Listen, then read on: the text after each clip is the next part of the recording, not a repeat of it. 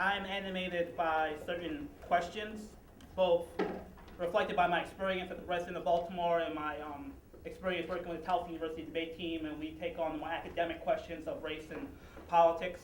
So I think both those experiences lead me to be hopeful, and try to be hopeful about the Occupy movement in general, and Occupy Baltimore in particular, but I maybe be just a little bit less sanguine than Lester in terms of the Occupy movement as it's currently articulated to be able to be a legitimate revolutionary force in American politics. And I'll try to animate the reasons why I hold out hope for the Occupy movement, but also I'm somewhat fearful of the way it articulates political demands. I think if anyone listens to Democracy Now!, there was an interview with one of the organizers of Occupy New York, and a very telling quote was made by this organizer.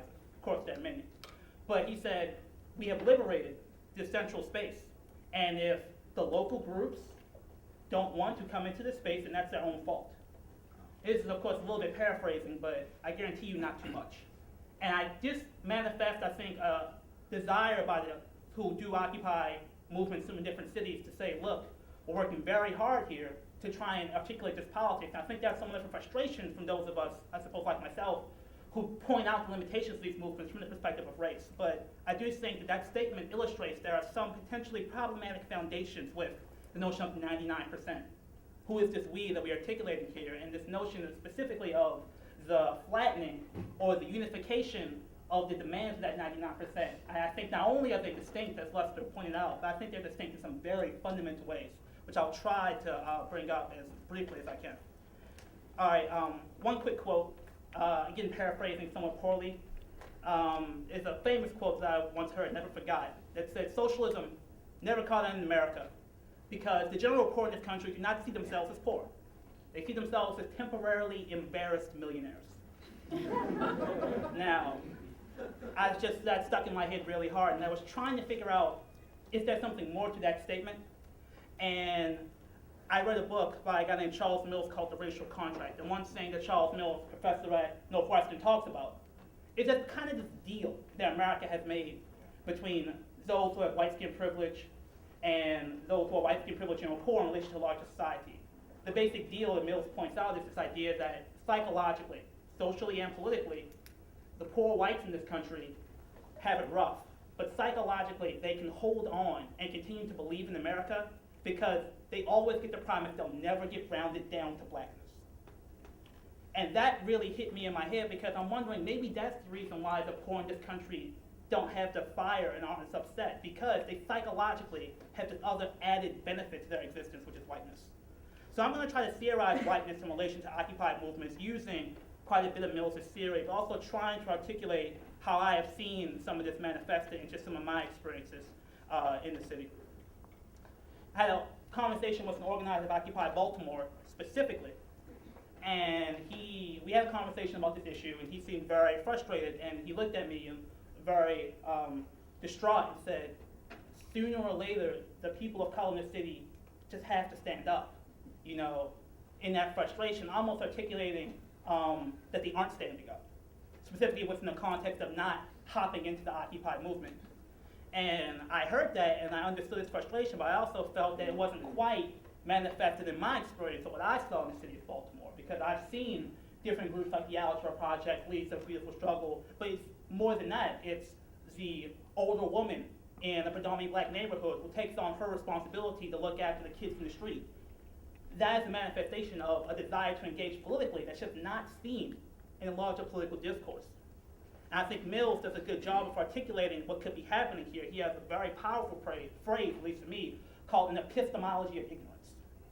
Now, what Mills means by an epistemology of ignorance, he's saying that many times when people in America look at the issue of race or look at the world around them, people who are in America and white have a certain way of experiencing the world, a certain privilege that goes so deep, they don't even realize that this is essentially a filter through which they experience their reality.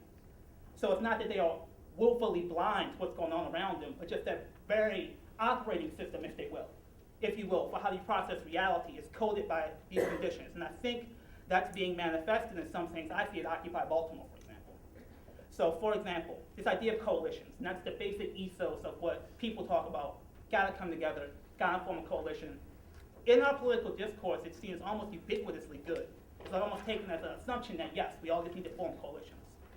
I think that, however, some of the experiences of Occupy Baltimore can animate some of the potential issues that come along with coalitions when you start thinking about race, epistemologies of ignorance in the city of Baltimore.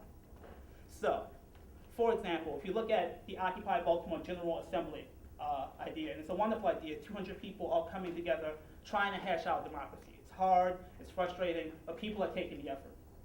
One thing that was said previously, which I think is kind of what I'm getting at, is that many of the people who come to the General Assembly, who are in Occupy movements all throughout the country, don't have the sort of political sophistication, intellectual sophistication, experience with critical race theory or critical Marxism that we all have. They're just angry people, right? And they're just bringing that anger and that general frustration to the Occupy movement. And that's a powerful political force. But it also is a manifestation that people's anger is anger oftentimes at being excluded from access to privilege. And it's anger not against the basic structure of power, not against the pressure, but anger at not being able to access it. So in many ways, these general assemblies don't create a very safe space for many people of color to articulate their grievances, because there are many people there who, many people of color I've talked to say it just feels very difficult to be one of the very few people of color at a General Assembly speaking up on an issue around race. And that creates a vicious cycle where many people of color don't speak up. And so, because they don't speak up, it's assumed that there's less of a problem with race, and the Democratic Assembly is seen as democratic because the people who don't get access to that democracy leave, or are silent and don't participate. So again, people become epistemically ignorant of the race issue because the structural dynamics within those moments makes it very hard for those issues to actually be brought to the front and interrogated. As I always put it, there are kind of two cities that are right on top of each other here. There's Baltimore, then there's Bmore. And Occupy Baltimore is very much a Baltimore movement that addresses Baltimore problems. And it's very hard for someone in Black Bmore to see their central problems articulated through those grievances. The banks aren't their problem. The police may be their problem. The inability to eat may be their problem, not necessarily the access to credit and things of that nature. So there are two essentially distinct structures of what the problem is going on here. And I think, again, because of that epistemology of ignorance, it's very hard for many people in the Occupy movements to understand that, and to understand that those who raise the racial critique of Occupy Baltimore are not simply trying to play the race card, but are trying to articulate there is something going on that goes beyond what the current Occupy movement has been able to articulate. Now, what's the problem with that? I don't think it's just general people being excluded. And that's one thing I really want to stress. My question is not a question of inclusion. Because the movement's telos, its direction, whatever that may be, is not necessarily aligned with addressing the grievances of many of the people in the city, then inclusion wouldn't really be the solution. It'd be inclusion to a movement that's going in a direction that's not the direction many people really need to go in. So it's not a question of inclusion, though it's often the frame we have when we talk about race. I live in the predominantly African American part of the city, and many of the people there, even though they're poor, they're going to wear $100 shirts, $100 shoes, drive expensive cars. And from a capitalist perspective, a communist perspective, that's seen as the problem. People are animating their subjectivities through their ability to brand themselves. And what I worry about is people like that being seen as the problem without the history behind it. That many people, African Americans, suffered extreme spiritual and communal devastation to the point where the act of consumption, as seen through things like the Harlem Renaissance, where Black people wore fur coats, just to show that they weren't the dirty slaves that people have always assumed them to be. We live in a country where the constellation of power relations is so problematic that consumption and branding is seen as an act of agency in this really, really rough world that many African Americans live in. But from a strictly Marxist perspective, without that history, that's seen as the problem, which needs a solution.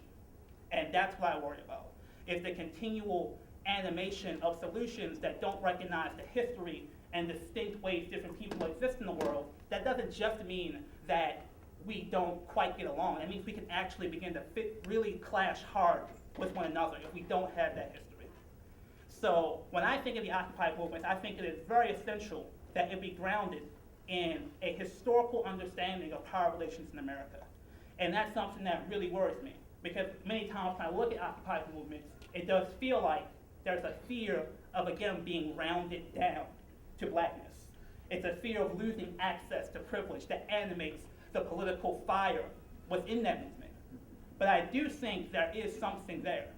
I go to, for example, Hart and Negri, who sort of use a Jürgen Habermas. They sort of appropriate him to talk about this idea that capitalism is sort of ripping all our subjectivities away in this moment, right?